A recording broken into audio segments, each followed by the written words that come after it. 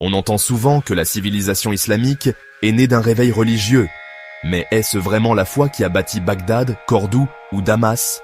Est-ce la piété qui a inventé l'algèbre, traduit Aristote, ou fondé les premiers hôpitaux? La vérité, c'est que la religion n'est pas un moteur automatique de science. Elle est un chemin de sens, pas une usine à découverte. L'histoire humaine nous montre de nombreux exemples de sociétés polythéistes ayant atteint des sommets en savoir. Tout comme elle nous montre des sociétés profondément religieuses, mais stagnantes sur le plan intellectuel. Et l'inverse est également vrai. L'âge d'or islamique ne s'est pas construit sur le nombre de prières, mais sur la liberté intellectuelle, la curiosité et l'échange. On constate que cet essor ne s'est pas bâti sur un regain de religiosité, mais sur un ensemble de facteurs combinés. Une stabilité politique relative au début de l'ère de l'apogée de la civilisation islamique, une politique active de traduction des œuvres grecques, persanes et indiennes, un mécénat intellectuel porté par des califes et des vizirs, et un contexte économique favorable qui permettait de soutenir les savants. À Bagdad, la maison de la sagesse n'était pas une école religieuse, c'était un centre de traduction, d'astronomie, de débats philosophiques. Et les grands noms, Al-Khawarizmi, père de l'algèbre, s'inspirent des mathématiques indiennes. Ibn Sina, philosophe, médecin, parfois jugé hérétique. Averroès, admiré en Europe, marginalisé chez lui.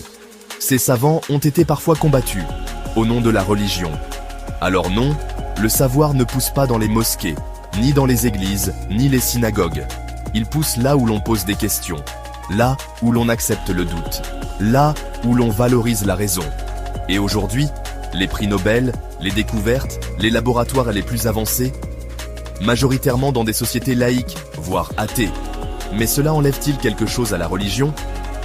Pas du tout. Parce que la foi véritable n'a rien à prouver en laboratoire. Elle ne cherche pas à construire des fusées, elle cherche à construire l'homme. La foi, c'est un choix intérieur, un regard humble sur l'existence, une orientation morale, et parfois, un silence face à l'invisible. Alors cessons de croire que la puissance ou la science sont des preuves de religion.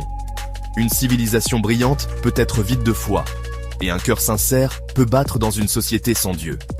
Ce n'est pas la technologie qui sauve. C'est la vérité, la justice, la lumière du cœur. Et ça, aucune équation ne peut le prouver. Je suis Issam.